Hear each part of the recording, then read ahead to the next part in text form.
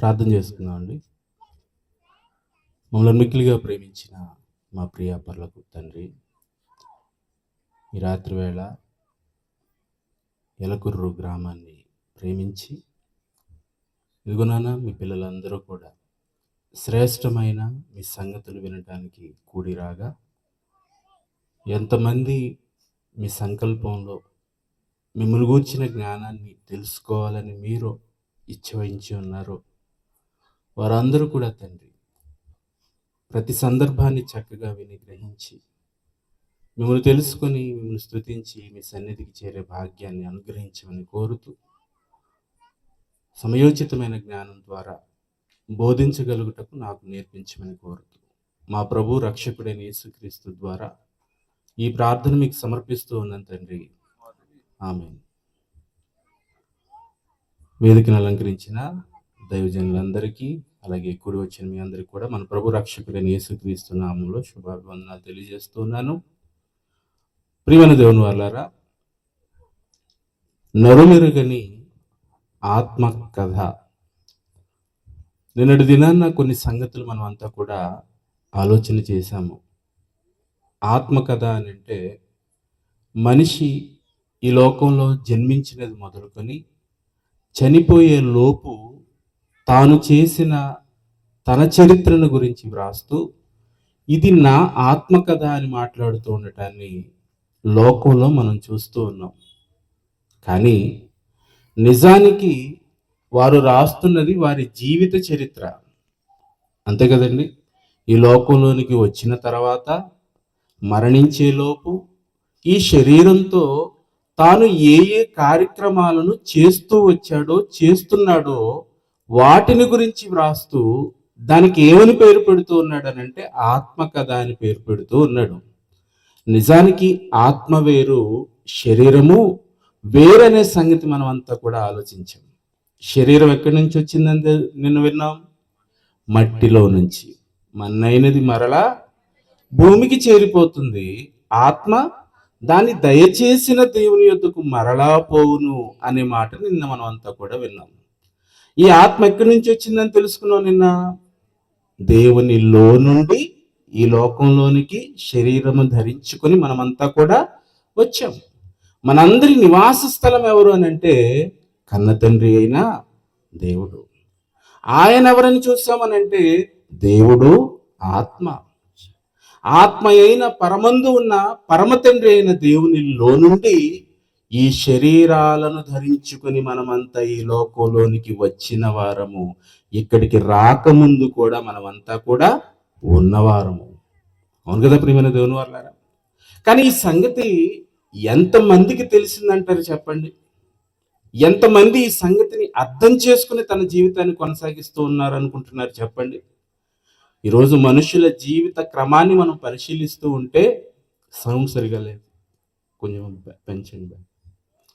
మనుషుల జీవిత సందర్భాన్ని మనం ఆలోచిస్తూ ఉంటే ప్రియమైన దేవుని వాళ్ళారా, ఒక్కొక్కరు ఒక్కొక్క రకమైన ఆలోచనతోటి తన జీవితాన్ని కొనసాగిస్తూ ఇదే జీవితము, ఇదే శాశ్వతము, నేను ఇలాగ బ్రతకలేకపోతున్నాను, నేను ఇలాగ బ్రతుకుతూ ఉన్నాను, నాకు ఈ కష్టాలేంటి, నాకు ఈ కన్నీళ్ళేంటి, ఈ బాధల నుంచి నాకు విడుదల ఎలా దొరుకుతుంది, నన్ను విమోచించే వాళ్ళు ఎవరు అని లోకం వైపు, మనుషుల వైపు చూస్తూ లోకంలో సమాధానం దొరకక, ఆదరించేవారు లేక అనేక మంది ఆత్మహత్య చేసుకుంటున్న వారిని కూడా లోకంలో మనం చూస్తూ ఉన్నామండి.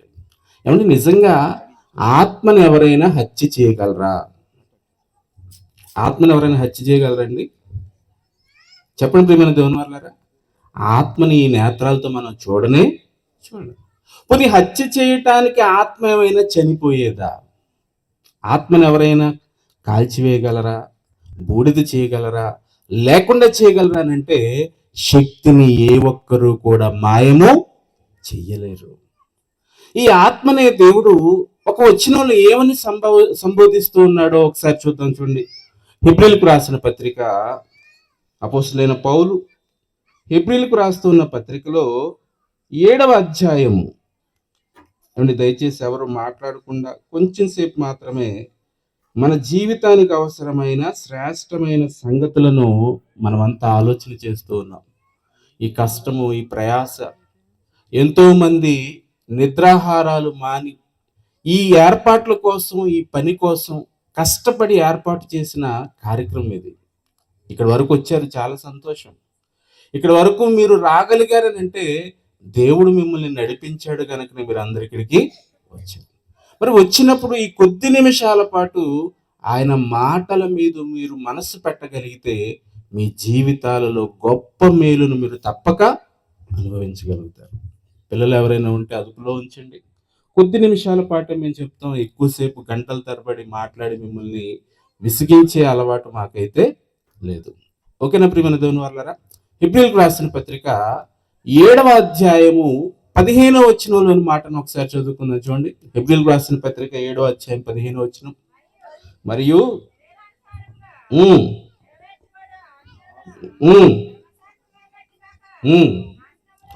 నాశనము లేని జీవమునకున్న శక్తి అని అన్నాడండి. ఏమనుందండి? నాశనం లేదు అని అంటే అర్థం ఏంటి? దాన్ని ఎవ్వరు ఎప్పుడు పాడు చెయ్యలేరు, నాశనము చేయలేరు, చెడగొట్టలేరు, నాశనం చేయలేరు, చంపలేరు. ఏమంటే శక్తిని ఎవరండి చంపుతారు చెప్పండి? కరెంటుని ఎవరైనా చంపగలరా? విద్యుత్ శక్తిని ఎవరైనా చంపగలరా? లేదు ప్రియమైన. దాని ప్రవాహాన్ని అదుపు చేయగలరు తప్ప దాన్ని లేకుండా చేయలేరు.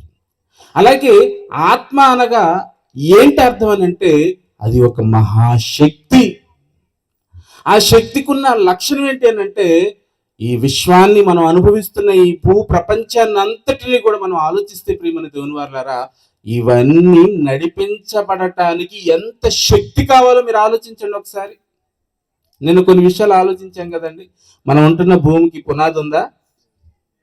ఎక్కడుంది ఈ భూమి? శూన్యములో వేలాడదీయబడి ఉంది. ఇది తిరుగుతుందా? ఎంత వేగంతో తిరుగుతుంది? 1,11,000 కిలోమీటర్ల వేగంతో ఇది తిరుగుతూ ఉన్నప్పుడు ఇది తిప్పటానికి ఎంత శక్తి కావాలో ఎప్పుడైనా మీరు ఆలోచించారా? మనకి 2 చక్రాల బండి ఉంటుంది, అవును కదా? ఈ 2 చక్రాల బండిని తిప్పటానికి మనకేమైపోద్ది? జేబులు ఖాళీ అయిపోతాయి. రోజు రోజుకి పెరిగిపోతా ఉంది ఆ పెట్రోలు, అవును కదండి? ఇది ఎంత పోసినా మనకి చాలనే చాలదు ఇందులో. అప్పుడే అయిపోయిందా పెట్రోల్ అని అనుకుంటాం, అవును కదా ప్రియమైన దేవుని వాళ్ళారా? జేబులన్నీ ఖాళీ చేసేస్తుంది. ఏదో కొంచెం ఒక 60 కిలోమీటర్ల వేగంతో ఒక 10 కిలోమీటర్లు వెళ్ళి రావాలన్నా, 20 కిలోమీటర్లు వెళ్ళి రావాలన్నా వందల రూపాయల ధనాన్ని అందులో ఇంధనం పోస్తే గానీ ఇది నడవటం లేదు, అవును కదా ప్రియమైన దేవుని వాళ్ళారా? మరి ఈ భూమి ఎంత వేగంతో ఎప్పటి నుంచి తిరుగుతుంది, ఎంతకాలం తిరుగుతుంది అని అంటే ఈ విశ్వ వినాశనం వరకు ఇది పరిభ్రమిస్తూనే ఉంటుంది, తిరుగుతూనే ఉంటుంది. దీన్ని తిప్పటానికి ఎంత శక్తి కావాలో మీరు ఒకసారి ఆలోచించండి. ఆ శక్తి ఎవరి వలన ఇది తిప్పబడతా ఉందని బైబిల్ చెప్తుందని అంటే ఆయన వలన నడిపించబడినదై అని అంటున్నాడు. అంటే ఈ ప్రకృతిలో ఉన్న వాటిని అన్నింటినీ కదిలించి వాటన్నిటిని నడిపించగలిగే ఒక మహాశక్తి. ఆ శక్తి మరెవరో కాదు, పరమందు ఉన్న కన్న తండ్రి అయిన దేవుడు. ఆత్మ. ఈ రోజున మనం ఆత్మను గురించి అనేక విషయాలను వాక్యంలో నుంచి పరిశీలన చేస్తూ ఉన్నాం ప్రియమైన దేవుని వారలారా. శరీరం గురించి చాలా తెలుసుకున్నాం. ఈ శరీరానికి సంబంధించిన ఎన్నో విషయాలు మనం బాగా నేర్చుకుంటున్నాం కూడా. కానీ దీన్ని కదిలించే, దీన్ని నడిపించే ఒక మహాశక్తి ఆత్మ అయితే ఆ ఆత్మను గురించి ఎంతవరకు మనం చదవగలిగాం, అర్థం చేసుకోగలిగాం అని అంటే ఈ లోకంలో ఏ పుస్తకం కూడా ఆత్మను గురించి చెప్పగలిగిన సంగతులు మనం చూడలేదు. ఆలోచించండి ప్రియమైన దేవుని వాళ్ళారా. ఇది ఒక మహాశక్తి. ఆ శక్తిని గురించి ఇక్కడ మాట్లాడుతూ ఉన్నాడు. దాని లక్షణం గురించి మాట్లాడుతూ ఉన్నాడు. ఏమని మాట్లాడుతూ ఉన్నాడు అని అంటే ఇది నాశనము లేనిది. దీన్ని ఎవరు నాశనం చేయలేరు. నాశనము లేని జీవమునకున్న శక్తి అని అంటున్నాడు.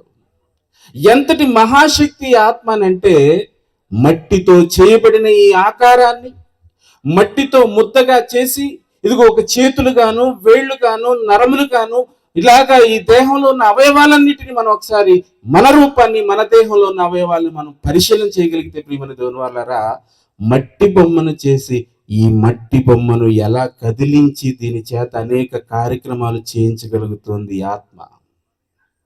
ఆలోచించండి ఒకసారి ప్రియమైన దేవుని వాళ్ళారా. ఈ ఆత్మ దేవునిలో నుండి వచ్చింది. దేవునిలో నుండి ఆయన పిల్లలంగా ఈ లోకంలోనికి ఆయన పంపగా మనమంతా కూడా వచ్చాము. శరీరాలను ధరించుకొని ఈ లోకంలోనికి వచ్చాము. నాశనము లేని ఒక మహాశక్తులం మనమంతా కూడా. అర్థమవుతుందా? మరి నాశనం కాలేని శక్తులమైన మనం ఈ దేహంలోనికి వచ్చిన తర్వాత 24 గంటలు దీని మాయలో పడిపోయాము తప్ప మనం ఎవరమో, ఎక్కడి నుంచి వచ్చామో, తిరిగి మరలా ఎక్కడికి మనం వెళ్ళిపోవలసిన వారంగా ఉన్నాము అనే సంగతిని విస్మరించేసి భూమి మీద బ్రతికున్న ఈ కొద్ది కాలంలో అనుభవిస్తే చాలు, సుఖపడితే చాలు, సంతోషిస్తే చాలు, ఏ విధంగానైనా ఆనందిస్తే చాలు అని అనుకుని ఈ భూమి మీద చిన్న జీవిత కాలంలో సుఖ సంతోషాల కోసం ఆలోచిస్తున్నారు తప్ప తామెవరో ఎరుగకుండానే ఈ లోకాన్ని విడిచి అందరూ వెళ్ళిపోతూ ఉన్నారు. ప్రియమైన దేవుని వాళ్ళారా, ఆలోచించండి ఒకసారి. ఇక్కడికి వచ్చింది మనం మన ఇష్టాలు నెరవేర్చుకోవటం కోసం కాదండి, మన ఇష్టం చొప్పున బ్రతకటం కోసం కాదు మనం ఈ లోకంలోనికి వచ్చింది. మనం మన సొంత చేతులతో మన ఆకారాన్ని నిర్మించుకొని ఇక్కడికి వచ్చిన వాళ్ళం కానే కాదు. నా ఒలురా నా ఇష్టం అని అంటావు. ఎవరిచ్చారు నీకు ఈ దేహం? నా కళ్ళు నా దేహం అని అంటావు. ఎలా వచ్చింది ఈ రూపం నీకు? మీ దేహము దేవుని వలన మీకు అనుగ్రహించబడింది. ఈ రూపము, ఈ శరీరము మనకు మనం కొనతిచ్చుకున్నది కాదు, కానీ తల్లి గర్భములో ఒక కంటికి కనిపించిన ఒక చిన్న బిందువులాగా ప్రారంభమైంది మన జీవితం.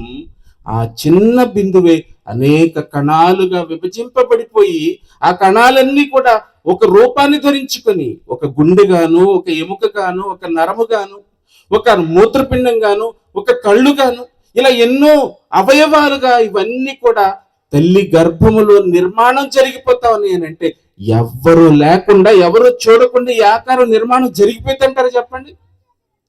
ఆలోచించండి ఒకసారి. ఎలాగండి ఇవన్నీ నిరూపించబడతా ఉన్నాయి? ఎలాగండి మన గుండె ఎలా తయారైపోతుంది? మన కళ్ళు ఎలా తయారైపోతా ఉన్నాయి? మన శరీరంలోని అవయవాలన్నీ ఎలాగ నిర్మాణం జరిగిపోతా ఉన్నాయి? ఒక ఫ్యాక్టరీలో అనేక వస్తువులు మనం తయారు చేస్తూ ఉంటాం. ఆ వస్తువులను తయారు చేయటానికి ఒక యజమాని ఉంటాడు, పనివారు ఉంటారు, రకరకాల టెక్నీషియన్స్ ఉంటారు. వాళ్ళందరూ ఆ మిషన్స్ దగ్గర నిలువబడి వాటన్నిటిని పర్యవేక్షించడం ద్వారా మంచి వస్తువులు తయారై బయటికి వస్తూ ఉంటాయి.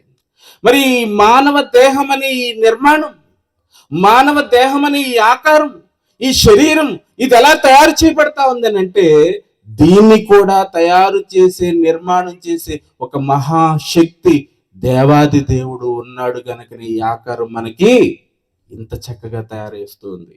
కీర్తన గ్రంథం 139వ అధ్యాయం 16వ వచనంలో మాట మనం చూడగలిగితే, కీర్తన గ్రంథం 139వ అధ్యాయం 16వ వచనం, నేను పిండమునై ఉండగా నీ కన్నులు నన్ను చూసెను.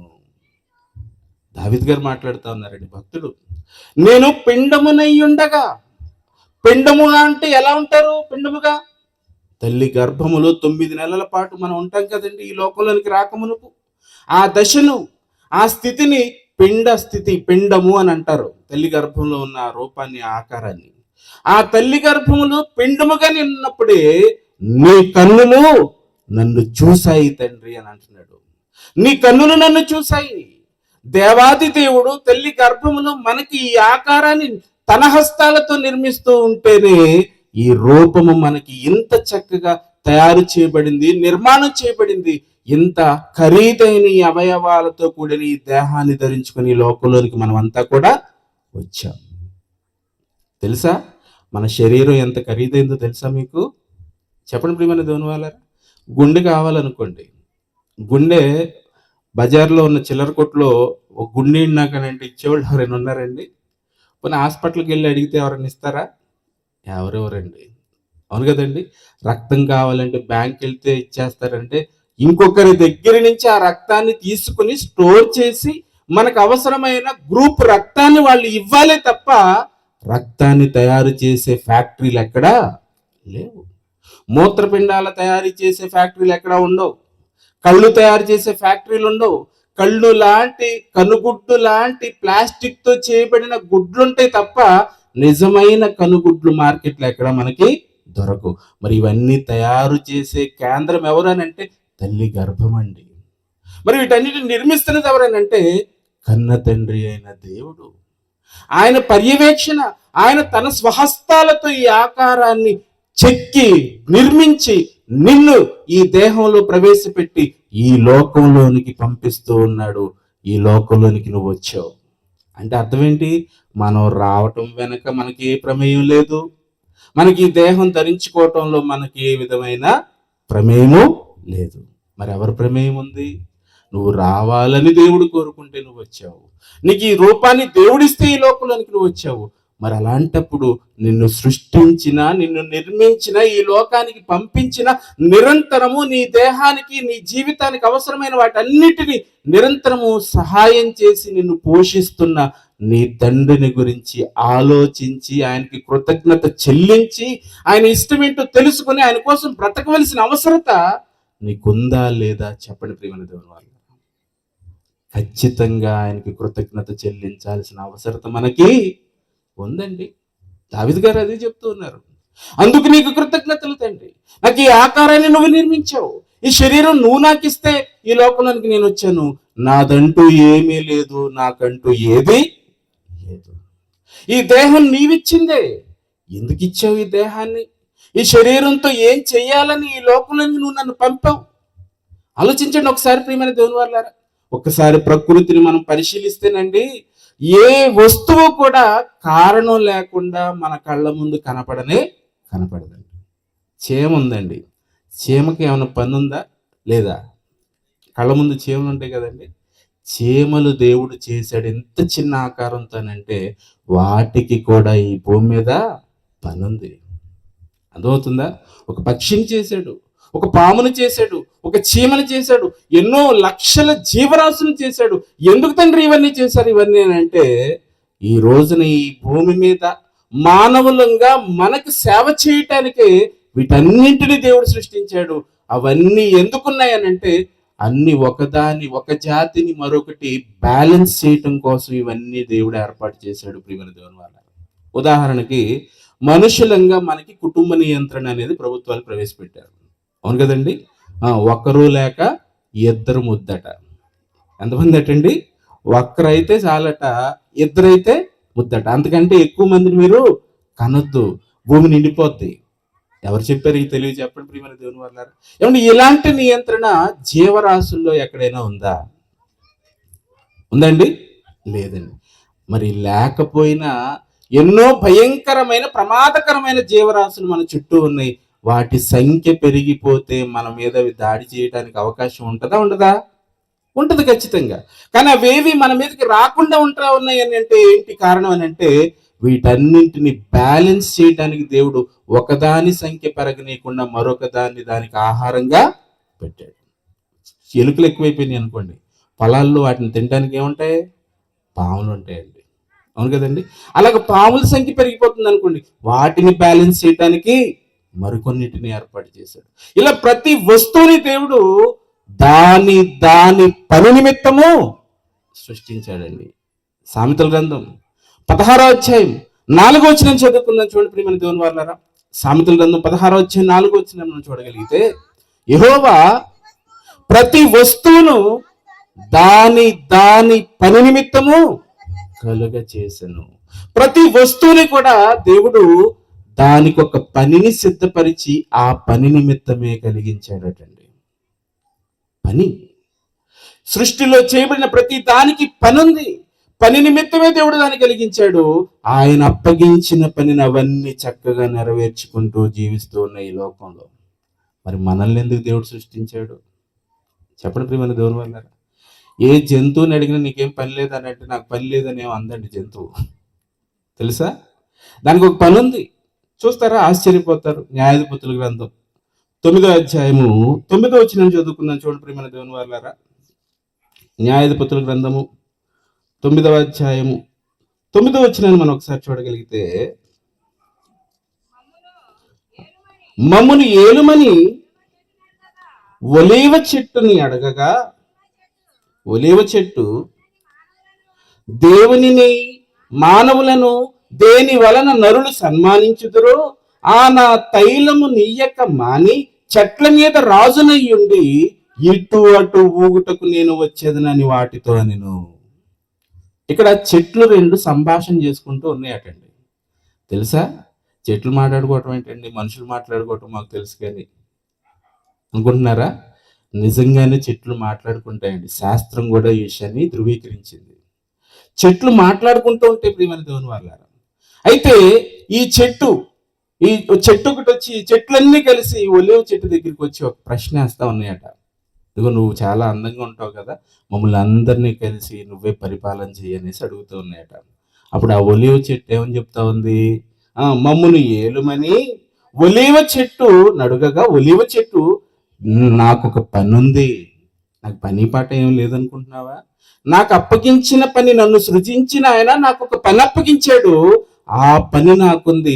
ఆ పని మాని నువ్వు చెప్పిన పని చేయటానికి నేను రాను. ఎందుకంటే నా యజమాని కోపపడతాడు. నన్ను సృజించిన సృష్టికర్త ఆయన కోపగించుకుంటాడు. నేను ఉద్యోగం ఆయన కోసం చేయాలి, ఆయన అప్పగించిన పని చేయాలి తప్ప నా సొంత పని చేయటానికి నన్ను దేవుడు సృజించలేదు. ఏమంటే ఇదే ప్రశ్న మన దగ్గరికి వచ్చి ఎవరైనా అడిగారు అనుకోండి, మరి నిన్ను ఈ పేటకి నాయకుడికి ఎన్నుకోవాలనుకుంటున్నాను అని అన్నారు అనుకోండి, మరి ఇంకెందుకు ఆలస్యం, పదండి పదండి మిమ్మల్ని అందరూ నేను పాలించేస్తాను అని ఉన్న పని మానేసి ఏలటానికి ముందుంటారండి అందరూ కూడా. అవును కదండి? పెత్తనం చేయాలి, పరిపాలన చేయాలి, ఇంకొకరిని సాధించాలి, ఇంకొకరి మీద నేరం మోపాలి, ఇలాంటివి మనకు వచ్చినంత బాగా ఇంకేవి రావండి. కానీ ఎంత యథార్థంగా చెట్లు మాట్లాడుతావు తెలుసా ప్రియమైన దేవుని వల్ల? నాకు ఒక పని ఉంది. ఏంట పని అని అంటే, చదువుతాను చూడండి ఆ మాటను. దేవునిని మానవులను ఒలీవ చెట్టుకి దేవుడు అప్పగించిన పని ఏంటంటే, దేవునిని మానవులను నరులు దేని చేత సన్మానించుదురో ఆ తైలము, నా తైలం ఉంది కదా, ఆ నా తైలమును నేను ఇయ్యట మాని చెట్లన్నిటి మీద రాజుగా ఏలటానికి కాదు నన్ను చేసింది దేవుడు. ఏమంటే చెట్టుకే ఎందుకు దేవుడు సృజించాడో తెలుసుకొని ఆ పనిని చేయటానికి అది ఆలోచన కలిగి మన కొరకు బలైపోతా ఉన్నాయి, మనకి సేవ చేస్తా ఉన్నాయి ప్రియమైన దేవుని వాళ్ళారా. చెట్టు కంటే గొప్పవాడవు, జంతువు కంటే గొప్పవాడవు, సృష్టిలో ప్రథముడవు, సృష్టిలో వాటన్నిటికంటే కంటే శ్రేష్ఠుడవు కదా. మనిషి గొప్పవాడు కాదా చెప్పండి ప్రియమైన దేవుని వాళ్ళారా. సూర్యుడు నీ కోసం వెలుగుతూ ఉన్నాడు, ఉదయాన్నే సూర్యోదయం సూర్యాస్తమయం. రాత్రి వేళ చల్లని కాంతిని ఇవ్వటానికి చంద్రుడు మన కొరకే ఏర్పాటు చేయబడినట్లుగా మనం చూస్తూ ఉన్నాం. కోటాను కోట్ల నక్షత్రాలు మనకు కాలాన్ని తెలియచేయడానికి దేవుడు ఏర్పాటు చేసినట్లుగా మనం చూస్తూ ఉన్నాం. ప్రకృతిలో ఉన్నవన్నీ మనకు సేవ చేయటం కొరకే, ఇవన్నీ సేవ చేస్తూ ఉండటాన్ని కూడా మనం చూస్తున్నప్పుడు వీటన్నింటికంటే నరులంగా మనం శ్రేష్ఠులమైతే ప్రకృతిలో ఉన్న ఒక చెట్టుకున్న జ్ఞానము, జంతువుకున్న జ్ఞానము మనిషికి లేకుండా పోవటం ఎంత శోచనీయమో చెప్పండి ప్రియమైన దేవుని వల్ల.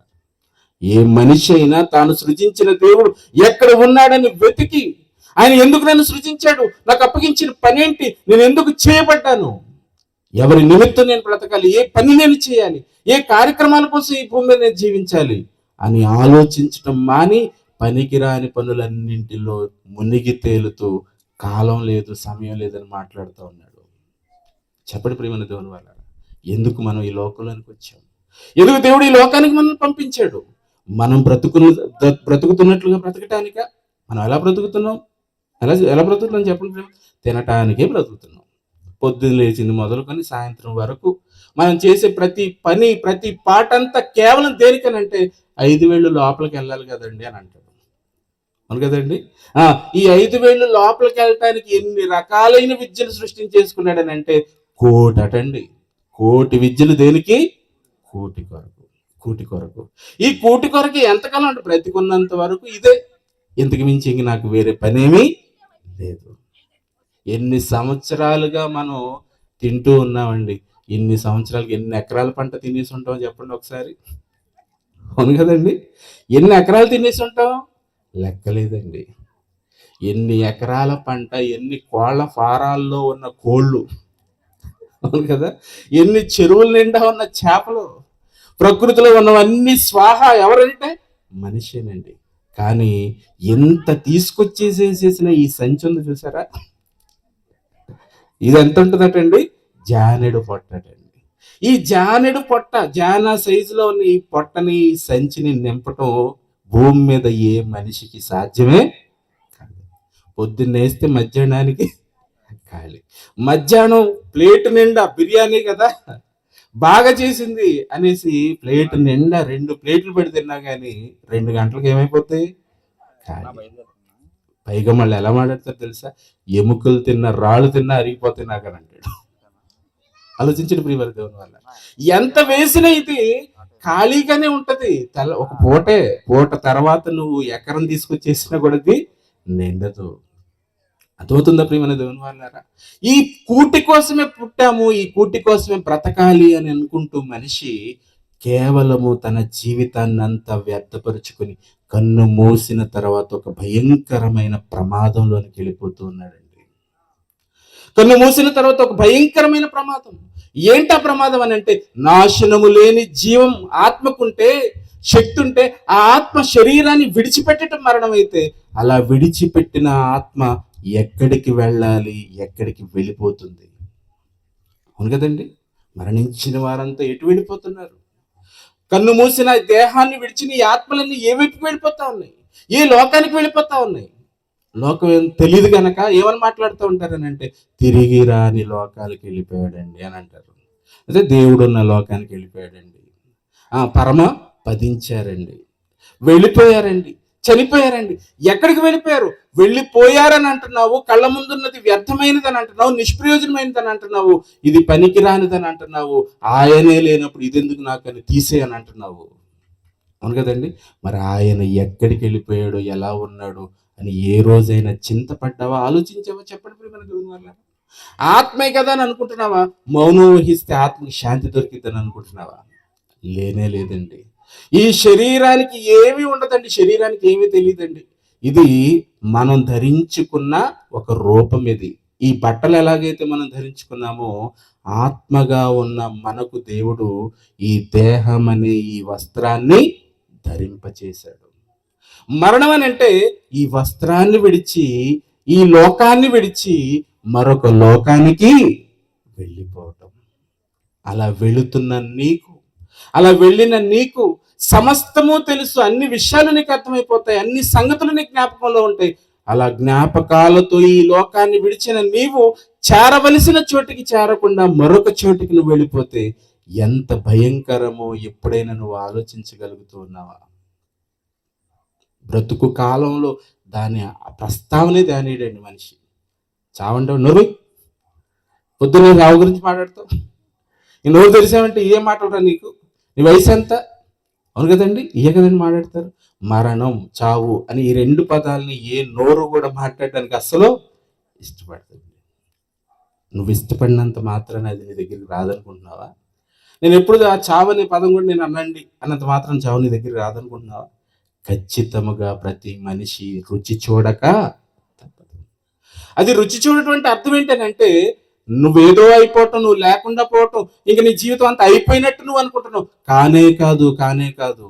శరీరాన్ని మాత్రమే నువ్వు విడిచిపెడుతున్నావు, దేహాన్ని మాత్రం నువ్వు విడిచిపెడుతున్నావు, కానీ నువ్వు ఉంటావు, నువ్వు సజీవంగానే ఉంటావు, నీకు నాశనం లేదు, నువ్వు ఆత్మవు. ఆత్మవైన నీవు ఈ దేహాన్ని విడిచి ఈ లోకాన్ని విడిచిపెడతావు అంతే. అయితే ఈ లోకాన్ని విడిచిన నీవు ఏ లోకానికి వెళ్ళాలి, ఏ లోకానికి వెళ్తున్నావు? ఇది అవసరం. అర్థమవుతుందా ప్రియమైన దేవుని వల్ల? దీన్ని విడిచిన మనం ఎక్కడికి వెళ్ళాలి? నేను చదివాను కదండి, కీర్తన గ్రంథం 90వ అధ్యాయం, కీర్తన గ్రంథం 90వ అధ్యాయము 3వ వచనం చదువుకుందాం. చూడండి ఇప్పుడు ప్రియమైన దేవుని వాళ్ళారా, నీవు మనుషులను మంటికి మార్చుచున్నావు, మంటికి మార్చుచున్నావు. మంటికి మార్చడం అంటే ఏంటండి? మన్నైనది వెనుకటి వలనే మంటికి చేరటం. దాన్ని ఏమంటాం మనం? మరణించటం, చనిపోవటం. అవును కదండి. ఇప్పుడు ఈ చావు అనే దాన్ని, మరణం అనే దాన్ని నిషేధించింది ఈ లోకం. ఆ పదం మాకు ఇష్టం లేదు, దాన్ని అసలు తీసేయండి అని అంటుంది. కానీ ఈ పదాన్ని ప్రవేశపెట్టింది ఎవరట? నీవు మనుషులను మంటికి మార్చుచున్నావు తండ్రి. నీవే మనుషులను మంటికి మార్చేస్తున్నావు. దేవుడే మనల్ని అందరినీ కూడా మట్టిలోనికి పంపించేస్తున్నాడా? అవునండి. అంత కనికరం లేనివాడు ఏంటండి దేవుడు, అంత ప్రేమ లేనివాడు ఏంటండి దేవుడు, నా కొడుకే దొరికాడా దేవుడికి తీసుకుని వెళ్ళిపోవటానికి. ఇదే కదండి ఏడ్చేది. పండు ముసలిదైనా ఏమని ఏడుస్తూ ఉంటుందని అంటే, నా మనవడే దొరికాడా నువ్వు తీసుకెళ్ళడానికి, నన్నైనా తీసుకెళ్ళింది కాదు అని పోరాటం చేస్తుందట ఒక ముసలావిడ దేవుడితో. ఓ దైవజనుడు చెప్పేవారు, పోరాటం చేస్తూ ఉందట. అప్పుడు దేవుడు, ఒరే మీ మీ మీ నాయనమ్మ బాగా బాధపడుతుంది, నన్నన్నా తీసుకుపోయింది కాదు, నా మనవాడు తీసుకెళ్ళిపోయావు అనేసి పోరాటం చేస్తున్నారు నా మీద, మరి నువ్వు వెళ్ళి మీ నాయనమ్మను పంపించానని పంపించాడట. దేవుడు ఏం చేశాడు, నువ్వు వెళ్ళి మీ నాయనమ్మని ఇక్కడ పంపించానట. ఈడు వెళ్ళాడట. వెళ్ళి, నాయనమ్మ మరి నువ్వు బాగా బాధపడుతున్నావు కదా, మంచి వయసు ఉంది, యవనస్తుడు నా మనవడు, దేవుడు అన్యాయంగా తీసుకుని వెళ్ళిపోయాడు, నువ్వు బాధపడుతున్నావు కదా, మరి దేవుడు నీ మాటలు విన్నాడు, నేను రమ్మంటున్నాడు, నన్ను ఉండిపోమన్నాడు. అప్పుడు ఆవిడ అంటుందట, నేను వచ్చేస్తే ఎట్టాగయ్యా మీ తాత అంటాడు అయిపోడు అన్నాడు. అర్థమవుతుందా ప్రియా? మనవడిని ఎత్తుకొని పోయావేమో అని దేవుడి మీద నిందలు. తీరా మనవడిని దేవుడు పంపిస్తే ఈవిడ అనే డైలాగ్ ఏంటండి, ఈవిడ లేకపోతేనట తాతయ్యకి ఒంట్రోడైపోతాడట. అంటే అర్థం ఏంటండి, పండు ముసలితనంలో కూడా మరణించాలని ఏ ఒక్కరూ అనుకోవటం లేదు. కారణం ఏంటనంటే అదేంటో మనకి తెలియదు గనక. కానీ మరణం ఎంత గొప్పది అని అంటే ప్రియమైన దేవుని వాళ్ళారా, ఈ శరీరం ఎంత ఉన్నా, ఎంత కాలం ఉన్నా, కష్టాలు అనేవి ఖచ్చితంగా ఈ జీవితంలో ఎదుర్కోక తప్పదండి. నాకు కష్టాలు లేవని మహానాయకుడు ఎవడైనా ఉన్నాడా? నాకు జీవితంలో కష్టాలు లేవని మహానాయకుడు ఎవరైనా ఉన్నారా? నాకు కష్టాలు లేవని నా ధనవంతుడు ఎవరైనా ఉన్నారా? ధనం ఉన్నవాడికి కష్టాలు ఉంటాయి, ధనం లేనివాడికి కష్టాలు ఉంటాయి. అందరికీ బాధలు అనేవి ఉండక తప్పదండి. కానీ శరీరాన్ని విడిచిన తర్వాత మనం ఉండే స్థితి ఎలా ఉండిపోతుందని అంటే, శాశ్వత కాలము వెళితే నెమ్మదిలోనికి, శాశ్వత కాలం వెళితే దుఃఖంలోనికి. కానీ బ్రతికున్నప్పుడు ఇవి రెండు జత చేయబడే ఉంటాయి. బ్రతుకు కాలం అంతా ఏముంటాయండి, సుఖము దుఃఖము. సుఖ దుఃఖాలు అని అంటారు. సుఖం వేరుగా ఉండదు, దుఃఖము వేరుగా ఉండదు. ఇలాంటిదండి జీవితం. ఇందులో శాశ్వత కాలం మనం ఉండలేము. అందుకే దేవుడు మనకి ఏ స్థితిని ఏర్పాటు చేశాడు భూమి మీద అని అంటే, మన్నైపోయే స్థితి, మరణం. అర్థమవుతుందా? నీవు మనుషులను మంటికి మార్చుచున్నావు. ఎందుకు తండ్రి అందరిని చంపివేస్తున్నావు అని అంటే, ఒక మహా మేలుకరమైన జీవితంలో మన కొరకు ఏర్పాటు చేశాడు దేవుడు ఒక మేలుని. ఏంటా మేలు అని అంటే, చదవండి ఇప్పుడు, నరులారా తిరిగి రండి, నరులారా తిరిగి రండి. నువ్వెందుకు చనిపోవాలని అంటే, నీ తండ్రి దగ్గరికి వెళ్ళవా? నీ సన్నిధికి నువ్వు వెళ్ళవా? నీ నివాసానికి నువ్వు వెళ్ళవా? ఆ నివాసం ఎలా ఉంటుందో తెలుసా? ఆయన ఉన్న లోకం ఎంత గొప్పగా ఉంటుందో తెలుసా? దేవునితో సహవాసం ఎంత ఉన్నతంగా ఉంటుందో తెలుసా? బాధలు లేని, కష్టాలు లేని, వేదనలు లేని ఈ భూమి మీద శరీరంతో మనం అనుభవించే ఏ విధమైన కష్టము, ఏ విధమైన వ్యాతన లేని ఒక మహాలోకము, కన్న తండ్రి యొద్ద అపారముగా మనల్ని ప్రేమించే మన కన్న తండ్రి దేవునితో నిత్య సహవాసము. ఆ నిత్యమైన సహవాసాన్ని, ఆ మేలును నీ జీవితంలో అనుగ్రహించడానికి భూమి మీద కొంతకాలం ఇచ్చి తిరిగి మరలా నిన్ను దేవుడు ఆహ్వానిస్తూ ఉన్నాడు. ఏమని? నరులారా నా దగ్గరికి వచ్చేయండి ఆయన. అంటే మనం ఈ లోకాన్ని విడిచిన తర్వాత ఒక మేలుకరమైన లోకానికి మనం వెళ్ళిపోతున్నాం అనుకున్నప్పుడు బాధపడతామండి? బాధపడ.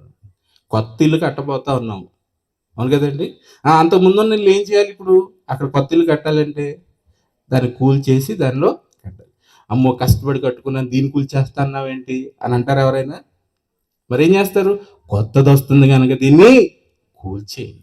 కొత్తది కట్టుకోపోతున్నాం కనుక దీన్ని తీసేయి, దీన్ని పగలగొట్టి దీన్ని కూల్చేయి. అలాగే ప్రియమైన దేవుని వాళ్ళారా, ఈ శరీరాన్ని విడిచిపెట్టేది ఎందుకనంటే, ఒక మహా జీవితాన్ని అనుభవించడానికి మనం వెళ్ళిపోవటానికి సిద్ధంగా ఉన్నాం కనుక దీన్ని మనం విడిచిపెట్టాలి. అందుకే దేవుడు ఏం చేస్తా ఉన్నాడు? ఈ శరీరాన్ని మంటికి మార్చేస్తున్నాడు. అర్థమవుతుందా ప్రియమైన దేవుని వాళ్ళారా? మరణం తర్వాత ఏం సంభవిస్తుందో ఈ లోకానికి తెలియట్లేదు కనుకనే దేవుడు ఈ లోకాన్ని ప్రేమించి ఒక మహానాయకుడిని, తన ప్రియకుమారుడిని యేసుని లోకానికి పంపించాడు 2000 సంవత్సరాల క్రితం. యేసు ఈ లోకంలోనికి ఎందుకు అడుగు పెట్టారని అంటే, నశించిపోతున్న అనేక మంది ఆత్మలను వెతికి, దేవుని పిల్లలైన వారిని అందరినీ కూడా వెతికి నిత్యలోకానికి తండ్రి వద్దకు చేర్చడానికి ఆయన ఈ లోకంలోనికి శరీరాన్ని ధరించుకొని రావటం జరిగింది. ప్రియమైన దేవుని వల్ల ఎందుకు వచ్చానని ఆయన చెప్తున్నాడు. చదువుకుందాం ఇప్పుడు.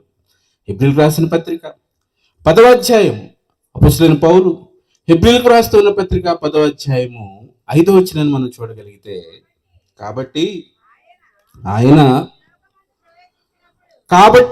అంటే యేసుక్రీస్తు అండి. యేసుక్రీస్తు ఈ లోకములోనికి ప్రవేశించినప్పుడు అని రాయబడింది. చాలా మంది అనుకుంటున్నారు యేసుక్రీస్తు 2000 సంవత్సరాల క్రితం కాలానికి సంబంధించిన దేవుడండి, ఆయన 2000 సంవత్సరాల క్రితం లేడు అని అనుకుంటున్నారు. కాదండి, యేసుక్రీస్తు ఈ లోకానికి వచ్చింది 2000 సంవత్సరాల క్రితం. ఎలా?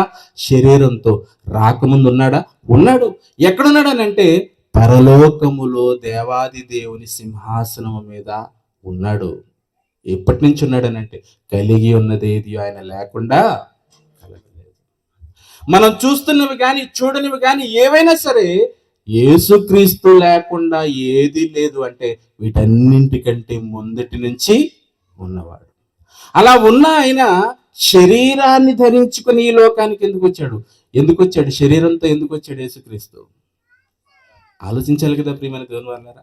ఎందుకు వచ్చాడో ఆయన చెప్తున్నాడు, చదవండి. కాబట్టి ఆయన ఈ లోకంలోనికి ప్రవేశించినప్పుడు ఎలాగూ చెప్పుచున్నాడు, తండ్రి బలి అర్పణ నువ్వు కోరలేదు. ఏమంటే దేవుడు కోరలేదటండి, దేవుడికి ఇష్టం లేదట, దేవుడు కోరలేదటండి. ఏం కోరలేదు దేవుడు? నువ్వు తీసుకొచ్చే బలి, నువ్వు తీసుకొచ్చే అర్పణ ఆయనకి కోరలేదటండి. మనం తెచ్చే అర్పణ ఒకసారి జ్ఞాపకం చేయమంటారు? మీకు జ్ఞాపకం చేయమంటారా? మీ ఇంట్లో అరటి చెట్టు ఉందనుకోండి, ఉందా అండి అరటి చెట్టు? పల్లె గ్రామం కనుక తప్పనిసరిగా ఉంటాయి. ఆ అరటి చెట్టులో గెల వస్తుందండి, గెల వస్తుంది. గెల వచ్చినప్పుడు మనం దేవుడి దగ్గరికి గెలగెల తీసుకొచ్చి ఇచ్చేస్తావా? మొదటిగా కాసిన ఒక 5-6 డజనో తీసుకొచ్చి ఇస్తారు. మొత్తం అన్నీ తినేస్తారు. అన్నీ తినేసిన తర్వాత ఇదిగో వేళ్ళు అంత ఉంటాయండి కాయలు. వాడికి ఏ పేరు పెట్టండి చెప్పండి? చివర్లో ఉంటాయి కదండి వేళ్ళు అంత ఉన్న కాయలు. ఎవరి కాయలటండి? దేవుడి కాయలటండి. అవును కదా ప్రియమైన దేవుని వాళ్ళారా, దేవుడి కాయలట. గెల ఎవరిచ్చారు నీకు? ఎన్ని గెలలు ఇచ్చాడు? నువ్వెన్ని నాటితే గెలలు గెలలు విస్తారమైన పంట ఆయన మనకిస్తే మన నుంచి ఆయన అవేవి ఆశించడం లేదు. మనం ఇచ్చే అరటిపళ్ళు ఆయనకు అక్కర్లేదు. మనం ఇచ్చే మరి రకరకాలైన ప్రకృతిలోని వనరులు ఆయన దగ్గరికి తీసుకుని మనం వస్తాం కదండి, అవన్నీ ఆయనకి అవసరత లేదు. ఆయనకి ఏది కావాలో లోకానికి తెలియక ఇవన్నీ చేసేసి దేవునికి నేను చాలా చేసేసాను అనుకుంటూ ఉంటున్నాడు. అదవుతుందా ప్రియమైన దేవుని వాళ్ళారా? కానీ ఆయన మనసెరిగిన వాడుగా యేసుక్రీస్తు ఈ లోకానికి వచ్చి తెలియచేస్తా ఉన్నాడు లోకానికి. ఏమన్నా తెలుసా? మనందరి కన్న తండ్రి అయిన దేవునికి మనం ఇచ్చే ఈ ప్రకృతిలో ఉన్న ఈ వనరులు లేదా ఈ బలులు, ఈ అర్పణలు ఆయనకి సంతోషాన్ని ఇవ్వవు. ఆయన సంతోషపడేది ఒకటి ఉంది, ఆయన ఆనందపడే కారణం ఒకటి ఉంది, మనల్ని ఈ లోకానికి పంపించడం వెనక ఆయన ఉద్దేశం ఒకటి ఉంది. ఏంటా ఉద్దేశం అని అంటే చదువుతాం చూడండి. ఇప్పుడు బలి అర్పణ నువ్వు కోరలేదు, కానీ నాకు నీవు ఒక శరీరమును అమర్చితివి. శరీరాన్ని ఎవరు అమర్చారటండి? దేవుడండి. ఇందాక ఆలోచించాం కదా, మనందరి దేహాలు ఎవరి వలన మనకు అనుగ్రహించబడ్డాయి? దేవుని వలన.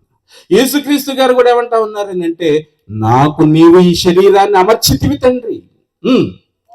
పూర్ణ హోమములు, పాప పరిహారం కోసం మేము చేసే బలులు నీకు ఇష్టమా? ఇష్టం లేదని అంటున్నాడా? ఇష్టం లేదటండి దేవునికి. నువ్వు చేసే పూర్ణ హోమాలు, పాప పరిహారార్థమైన బలులు ఇవేవి దేవునికి ఇష్టం లేదట. మనం ఇచ్చే బలులు ఇష్టం లేదట, మనం ఇచ్చే అర్పణలు ఇష్టం లేదట.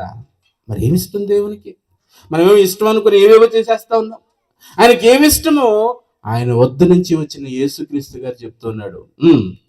అప్పుడు నేను నీకేది ఇష్టమో నాకు తెలుసు కనుక తండ్రి, నీ ఇష్టాన్ని నెరవేర్చడానికి ఇదిగో నేను సిద్ధపడుతున్నాను అనేసి ఆయన ఇష్టం ఎక్కడ వ్రాయబడిందో చెప్తున్నాడు ఈ వచనంలో. అప్పుడు నేను గ్రంథపు చుట్టలో, ఇదిగో గ్రంథపు చుట్ట, ఒకనాడు ఇందులో ఉన్న మాటలన్నీ గ్రంథస్థం చేయబడక ముందు చుట్టలుగా మరి రకరకాలైన చర్మపు కాగితాల మీద వ్రాయబడిన మాటలు ఇవి. అర్థమవుతుందా? ఈ గ్రంథపు చుట్టలో నన్ను గూర్చి వ్రాయబడి ఉంది కదా తండ్రి. నా కోసం వ్రాయించావు కదా తండ్రి. నేను వస్తానని, ఈ లోకంలోనికి నన్ను మీరు పంపుతారని, ఇదిగో కన్యక గర్భాన్ని ధరించుకొని కుమారుని కంటుందని ప్రవక్త ద్వారా మీరు వ్రాయించారు కదా, అలాగే నేను వచ్చాను. ఇదిగో నేను ఏమేమి కార్యక్రమాలు చేయాలో మీరు ప్రవక్తల చేత వ్రాయించారు కదా, ఆ వ్రాయబడిన వచనాలన్నిటిని నేను చదివాను, నేను తెలుసుకున్నాను. వాటన్నింటి చొప్పున జరిగించటమే ఏమని చెప్తున్నాడు తెలుసా? గ్రంథపు చుట్టలో నన్ను గూర్చి వ్రాయబడిన ప్రకారము దేవా నీ ఇష్టము నెరవేర్చుటకు ఇదిగో నేను వచ్చి ఉన్నాను. ఎందుకు వచ్చారటండి యేసుక్రీస్తు? దేవుని ఇష్టము నెరవేర్చడానికి దేవుడు శరీరాన్ని ఇచ్చి లోకానికి ఆయన్ని పంపించాడు. యేసుక్రీస్తును మాత్రమే ఆయన పని చేయడానికి, ఆయన ఇష్టం నెరవేర్చడానికి పంపించాడా? మనల్ని కూడానా? అర్థం కాలేదా? యేసుక్రీస్తు వచ్చేమంటున్నారు శరీరంతో? దేవా నా ఇష్టం నెరవేర్చుకోవటానికి కాదు నేను వచ్చింది, నా కోసం వ్రాయించావు, ఈ పనులన్నీ చేయటానికి నాకు శరీరం ఇచ్చావు, ఆ శరీరముతో నీవు అప్పగించిన పని చేసి నిన్ను సంతోషపరచడానికి నీ లోకంలోనికి వచ్చాను. కాళ్ళు ఇచ్చారు యేసుక్రీస్తు గారికి. ఆ కాళ్ళతో యేసుక్రీస్తు గారు ఏ ఏ ప్రాంతాలు తిరిగారు చెప్పండి? ఏ ప్రాంతాలు తిరిగారు? మార్క్సు వార్త 1వ అధ్యాయం 38వ వచనం చదువుకుందాం చూడండి. మార్క్సు వార్త 1వ అధ్యాయం 38వ వచనం మనం చూడగలిగితే ప్రియమైన దేవుని వాళ్ళారా, ఆయన ఇతర సమీప గ్రామములలోను నేను ప్రకటించినట్లు వెళుతుము రండి, నేను ప్రకటించేటట్లుగా వెళదము రండి, ఇందు నిమిత్తమే కదా నేను బయలుదేరి వచ్చి తిని. కాళ్ళు ఇచ్చాడు కదా తండ్రి, ఈ కాళ్ళతో ఏ కార్యక్రమాలు చేయటానికి నేను తిరగాలో దేవుడు వ్రాయించాడు. అందుకోసం నేను ఈ కాళ్ళను వాడతానని దేవుడు ఆయన ప్రయాణాలన్నీ దేని కొరకు చేశాడటండి? సువార్త పని. ప్రకటించినట్లు వెళుతాము రండి. మరి మనకి దేవుడు కాళ్ళు ఇచ్చాడు, మనం దేనికి వాడతాం చెప్పండి? ఊర్లన్నీ గిరా గిరా గిరా గిరా, ఎందుకు వెళ్తావో తెలియదు, ఇటు వెళ్తావో తెలియదు, ఎప్పుడు వస్తావో తెలియదు. అవును కదండి? ఉన్నాయి కదా అనేసి ఎటు పడితే అటు నిరంతరము తిరుగులాడుతూ ఉండటమే. అవును కదా? చేతులు ఇచ్చాడు దేవుడు. ఈ చేతులతో ఏ పని చేయటం? ఇదిగో నా ఎదుట ఎక్కువ మంది స్త్రీలే ఉన్నారు కనుక ఖాళీయే ఉండవు పాపం వీళ్ళ చేతులు. అవును కదా? ఇల్లు చిన్నదా పెద్దదా పక్కన పెడితే నిరంతరము ఖాళీ లేకుండా ఈ చేతులతో తోముతూనే ఉంటారు, ఉతుకుతానే ఉంటారు, అన్నీ చేస్తూనే ఉంటారు. అవును కదా ప్రియమైన దేవుని వాళ్ళారా? నోరిచ్చాడు దేవుడు. ఈ నోరు అసలు ఖాళీ ఉంటుందా చెప్పండి? ఒకటి తినటానికి ఖాళీ ఉండదు, ఇంకొకటి తినటం అయిపోయిందని అంటే చెవులు తినటం మొదలు పెడతారు. అవును కదండి? ఒకటి కడుపుకి ఆహారాన్ని తింటారు, మనసుకి ఏం తింటారు? మెదడు తినేస్తూ ఉంటారు. పక్కన వాళ్ళతో మాట్లాడినట్టే. అందుకే దేవుడు ఇచ్చింది నోరు. ఈ కళ్ళు ఎందుకు ఇచ్చాడు? నోరు ఎందుకు ఇచ్చాడు? ఈ అవయవాలను ఎందుకు ఇచ్చాడని అంటే ఆయనకు ఒక ఇష్టం ఉంది. ఆ ఇష్టము నువ్వు నెరవేర్చాలని నిన్ను చేసుకున్నాడు తన కొరకు. ఈ రూపాన్ని ఇచ్చాడు తన కొరకు, దేహాన్ని ఇచ్చాడు తన కొరకు. ఆయన అప్పగించిన పనులన్నీ కూడా ముగించాలని కోరుకొని ఈ లోకానికి నిన్ను ఆయన పంపించాడు. మరి ఎవరు చేస్తున్నారు ఆయన అప్పగించిన పనిని చెప్పండి ప్రియమైన దేవుని వల్ల? నీ ఇష్టము నెరవేర్చుటకు ఇదిగో నేను వచ్చి ఉన్నాను తండ్రి. యేసుక్రీస్తు ఈ మాట చెప్పిన తర్వాత ఆయన జీవితాన్ని మనం పరిశీలన చేయగలిగితే ప్రియమైన దేవుని వాళ్ళారా, దేవుడు అప్పగించిన ప్రతి మాటను కొనసాగిస్తూ జరిగిస్తూ ఏమని చెప్తుంటాడు తెలుసా? లేఖనము నెరవేరినట్లు ఇదిగో నేను ఈ పని చేస్తున్నాను, ఈ పని చేశాను తండ్రి, ఈ పని చేశాను తండ్రి, మీరు చెప్పిన పనులన్నీ చేశాను తండ్రి. యోహాను సువార్త 17వ అధ్యాయం 4వ వచనం చూడగలిగితే, యోహాను సువార్త 17వ అధ్యాయం 4వ వచనం చదువుకుందాం చూడండి. చేయుటకు నీవు నాకు ఇచ్చిన పని. ఇందాకేం చదువుకున్నావు? అప్పుడు నేను గ్రంథపు చుట్టలో నన్ను గూర్చి వ్రాయబడిన ప్రకారము దేవాన్ని ఇష్టం నెరవేర్చడానికి ఇదిగో నేను వచ్చిన. ఇక్కడ ఏం చదువుకున్నాం? ముగింపులో చేస్తున్నారు తండ్రికి ప్రార్థన. చేయుటకు నీవు నాకు అప్పగించిన పని నేను సంపూర్ణముగా నెరవేర్చేశాను తండ్రి. పని నాకు అప్పగించిన పని, ఆ పని నిమిత్తం ఇక్కడికి వచ్చాను, పని నిమిత్తం ఈ లోకానికి వచ్చాను, మీరున్న లోకాన్ని విడిచి ఇక్కడికి వచ్చాను. ఆ పని నేను పూర్తి చేసేసాను. ఇక నేను తిరిగి మరలా మీ వద్దకి వచ్చేయాలి. అందుకే చనిపోయే వారిని కోసం కొన్ని మాటలు అంటాం మనం. అంటే అయిపోయింది వీడి పని అయిపోయిందని. ఏ పని అయిపోయింది? వీడి పని అయిపోయిందని అంటున్నాం. ఇంతకీ ఏ పని అది? కూలి పనా? టాపీ మేస్త్రి పనా? వడ్రంగి పనా, లేదంటే ఇంకేమైనా లోక సంబంధమైన కోటి విద్యల్లో ఉన్న కోటి కార్యక్రమాలు అవా? కాదండి. ఏ పని ముగించారు యేసుక్రీస్తునంటే, చేయుటకు నీవు నాకు అప్పగించిన పని. నిన్ను సృష్టించిన సృష్టికర్త ఒక ఆయన ఉన్నారు, ఆయనే దేవుడు, ఆయన నీకు తండ్రి అవుతారు, ఆయన నీకు పని అప్పగించి ఈ లోకానికి పంపించాడు. ఆ పనిని నువ్వు సంపూర్తి చేసి ఆయన సన్నిధికి చేరాలని నిన్ను పిలుస్తూ ఉన్నాడు. నరులారా, తిరిగి నా దగ్గర రండి. ఎంతమంది ఆయన పనిలో ఉన్నారు ఈ రోజు చెప్పండి ప్రియమైన దేవుని వాళ్ళ. ఎందుకు వచ్చిందండి? వేదిక మీద ఉన్న పక్కన అంతా ఉన్నారు సేవకులు. వాళ్ళకి ఏం తలాంతులు లేవా, లేదంటే వాళ్ళ దగ్గర ఏమన్నా జ్ఞానం లేదా, చదువు లేదా అని అంటే, ఈ లోకంలో సంపాదన కోసం ఒకవేళ ఆలోచించి సంపాదించి కూడబెట్టి ఆనందించాలని అంటే గొప్ప గొప్ప టాలెంట్లు ఉంటాయండి మా అందరి దగ్గర. కానీ వాటన్నింటి వలన పరలోకం రాదన్న సంగతి అర్థమైంది కనుక మాకున్న సకల విధములైన ఆశలను వాటన్నిటిని కూడా విడిచిపెట్టి తండ్రి అప్పగించిన పనిని సంపూర్తి చేయటానికి బైబిల్ చేతపట్టి, మీరు విన్నా వినకపోయినా, మీరు మరి తిట్టినా, లేదంటే అవమానపరిచినా, నిందించినా, ఏది చేసినా కానీ నీ కొరకు ఒక తండ్రి పరలోకమందు ఎదురు చూస్తూ ఉన్నాడు, నిన్ను ఆహ్వానం పలుకుతూ ఉన్నాడు. నువ్వు నశించకూడదని ఒకనాడు యేసును పంపాడు. ఈ రోజున ఆయన పిల్లలంగా మమ్మల్ని మీ మధ్యకి పంపించాడు. ఎందుకు? మీలో ఎవ్వరు నశించి నిత్యాగ్నిలోనికి జారిపోకూడదు. ఆయన అప్పగించాడు ఈ పని. యేసుక్రీస్తుకే ఉందని అనుకుంటున్నారేమో. ఎఫ్సి పత్రిక 2వ అధ్యాయం, ఎఫ్సీలకు రాసిన పత్రిక 2వ అధ్యాయము 10వ వచనాన్ని మనం చూడగలిగితే ప్రియమైన దేవుని వాళ్ళారా, అపొస్తలుడైన పౌలు ఎఫెసీయులకు రాస్తున్న పత్రిక 2వ అధ్యాయం 10వ వచనంలో మాట మనం చూడగలిగితే, మరియు వాటి యందు వాటి యందు మనము నడుచుకున్నట్లు దేవుడు ముందుగా సిద్ధపరిచిన సత్క్రియలు చేయుటకై. నిన్నెందుకు దేవుడు ఈ లోకంలో సృష్టించాడనంటే, నీవు చేయవలసిన పనులు ఈ లోకంలో ముందుగానే సిద్ధపరిచేశాడు. అవును కదండి. మనం ఇక్కడికి వచ్చేసరికి పాస్టర్ గారు ఏం చేశారు? ఒక వేదిక వేయించి, లైట్లు కట్టించి, మీకోసం కుర్చీలు ఏర్పాటు చేసి, పరదాలు వేసేసి, మైక్ ఏర్పాటు చేసి, స్పీకర్ని ఏర్పాటు చేసి, ఇది ఈ సంగతులన్నీ మీకు వినిపించడానికి అన్ని ఏర్పాట్లన్నీ చేసేసారు. ఈ లోకంలోనికి వచ్చేటప్పటికి ఈ శరీరానికి అవసరమైన ఏర్పాట్లన్నీ దేవుడు ఆల్రెడీ చేసేసాడు. నీకు అప్పగించిన పని నువ్వు చేసి తిరిగి ఆయన దగ్గరికి వెళ్ళిపోవాలి. కానీ ఇక్కడికి వచ్చేసిన తర్వాత ఆయన్నే మర్చిపోయావు. ఆయన ఎక్కడి నుంచి వచ్చి ఆ లోకాన్ని మర్చిపోయావు. తిరిగి అక్కడికి వెళ్ళాలన్న సంగతే విడిచిపెట్టేశావు. ఈ మాయలో పడిపోయి, దేహ మాయలో పడిపోయి, ఈ లోకంలో ఏవేవో ఆశించి దేనెనకో పరుగులు తీస్తూ ఉన్నావు. ఒక మంచి పాట చూద్దామండి. ఎందుకు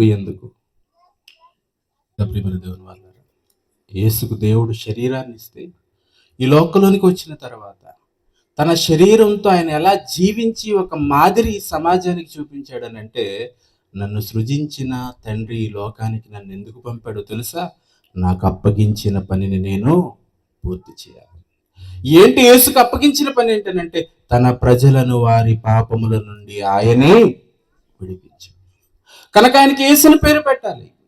ఇది ఈ లోకంలో ఉన్న వారందరూ, దేవుని పిల్లలైన వారందరూ కూడా మరణం తర్వాత మరో జీవితం ఉందని, ఆత్మకు నాశనం లేదని, మనమంతా ఆత్మలంగా ఈ లోకంలోనికి తండ్రి యొద్ద నుండి వచ్చిన వారమని, తిరిగి తండ్రి యొద్దకు వెళ్ళవలసి ఉన్నదన్న సంగతిని ఎరుగకపోవటం చేత నశించిపోతూ ఉన్నారు గనక వారిని ఈ సువార్తను ప్రకటించి దేవుని సన్నిధికి నడిపించడానికి ఈ లోకానికి వచ్చి పని ప్రారంభించాడు. ముగించి ప్రార్థన చేస్తూ ఉన్నాడు. నువ్వు నాకు అప్పగించిన పని నేను సంపూర్తి చేసేసాను తండ్రి. మరి మనకి దేవుడు అప్పగించిన పని ఏంటి? ముందుగానే సిద్ధపరిచిన సత్క్రియలు చెయ్యాలి. ఏంటి ఆ సత్క్రియలు? నీకు దేవుడు దేహాన్ని ఇచ్చాడు, నీకు ఏదో ఒక తలాంతుని ఇచ్చాడు, దేవుడు నీకు స్వరం ఇచ్చాడు, మంచి పాటలు పాడగలవు, దేవుని వాక్యాన్ని గానాలాపన చేసి కొందరినైనా నీకు ఇచ్చిన ఈ తలాంతు చేత ఆత్మల రక్షణ కొరకు నువ్వు పని చేస్తున్నావా? నీకు ఇచ్చిన వాక్శక్తితో ఆయన గురించి ప్రకటించగలుగుతూ ఉన్నావా?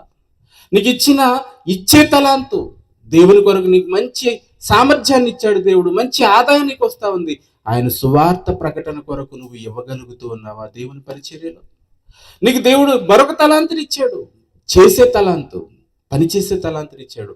దేవుని సన్నిధిలో దేవుని వాక్య ప్రకటన కొరకు, సువార్త కొరకు ఆ పనిలో నువ్వు ఉండగలుగుతూ ఉన్నావు చెప్పండి. చూడండి, మన మధ్యలో పాట పాడాడు కదా ఇందాక నాగరాజు గారు. ఆయన మరి ఆ పని టాపీ పని చేసుకుంటూ తన జీవనాన్ని కొనసాగిస్తూ ఉంటాడు. నిన్న, ఈరోజు, రేపు, ఎల్లుండి మీటింగ్స్ ఉన్నాయి. బ్రదర్ ఇదిగో మైక్ ఏర్పాటు చేయాలి కదా, మీరు రాగలుగుతున్నారంటే పని ఉంది అన్నయ్య అని అన్నాడు. మళ్ళా తర్వాత ఫోన్ చేసి అన్నయ్య నేను వస్తాను అన్నయ్య, వాళ్ళకి తర్వాత వస్తా అని చెప్పాను. అంటే ఈ 3 రోజులు ఆయన తన పనిని ఏం చేసుకున్నాడు? తనకు వచ్చే ఆదాయాన్ని విడిచిపెట్టి సువార్త పనిలో దేవుడు తనకిచ్చిన తలాంతును వినియోగించుకోవటానికి వచ్చేసాడు. దానివల్ల ఆయనకి ఇక్కడ జీతమే ఉండదు. మరి ఎక్కడ జీతం దొరుకుతుందని అంటే, కన్ను మూసాక దేవుని ఎదుట తండ్రి ఇదిగో మీ కొరకు నేను ఈ త్యాగాన్ని చేశాను. ఈ రోజున మీరు కేవలం విని విడిచి వెళ్ళిపోయేవారుగా ఉంటున్నారా?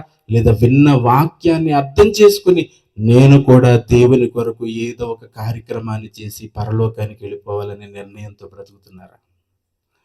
నీ తండ్రి పరలోకంలో నీ కొరకు ఎదురు చూస్తూ ఉన్నాడు. దినమెల్లా చేతులు చాచి నీ వైపే చూస్తూ ఉన్నాడు.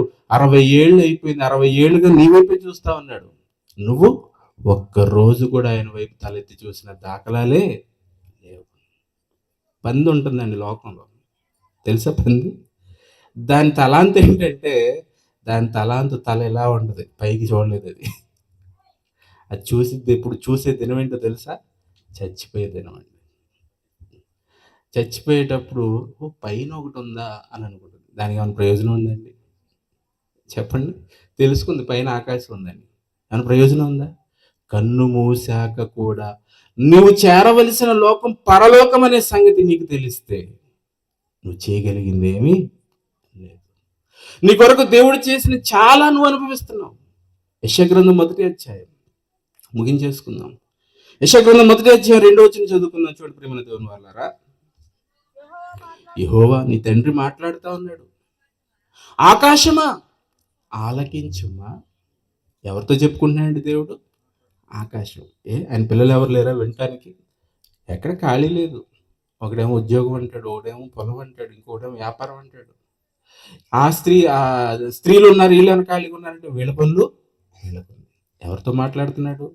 ఆకాశమా ఆలకించు, భూమి చెవియొగ్గు, నేను పిల్లలను పెంచి అని అంటున్నాడండి. నేను పిల్లలను పెంచాను అంటున్నాడు దేవుడు. మీరు కదా పెంచేది పిల్లల్ని. మన పిల్లల్ని ఎవరు పెంచుతున్నారండి? మనమే పెంచుతున్నాం, అవును కదా? రెక్కలు ముక్కలు చేసుకుని కష్టపడితే వచ్చిందిరా నీకు అని అంటాం. ఊరికే వచ్చిందా? నువ్వేమైనా సంపాదించి చూడు అప్పుడు తెలిసిద్ది అని అంటాం, అవును కదా? నిజమైన కష్టపడుతున్నాం మనం కూడా, డబ్బులు సంపాదించి కొనుక్కొస్తున్నాం. కొనుక్కొస్తున్న కొట్లో ఉన్న సరుకులన్నీ కూడా ఆయనకి ఎక్కడి నుంచి వచ్చినాయి?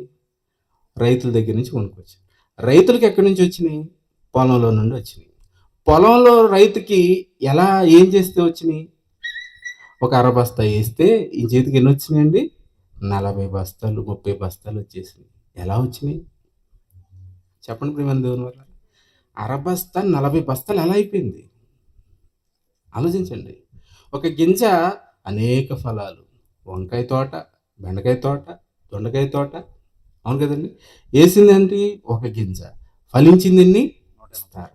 ఇవన్నీ ఎవరు చేస్తున్నారండి?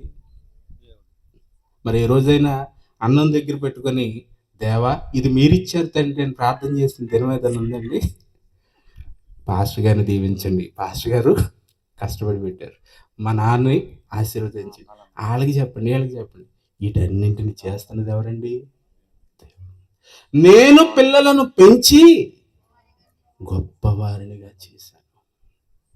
ఈ పిల్లలు ఎలా తయారయ్యారు? మరి చాలా గొప్ప పిల్లలు నాన్న. నా పిల్లలు ఎంత గొప్పోళ్ళు అంటే నా మీదే తిరగబడే అంత గొప్పోళ్ళు. మనం ఎంత, దేవుడు ఎంత అండి? ఈ రాత్రి ఆలోచించాలండి. అన్ని సభల్లో విని వెళ్ళిపోయినట్లుగా ఈ రాత్రి కూడా మీరు వినటం వల్ల ప్రయోజనం ఏమీ లేదండి.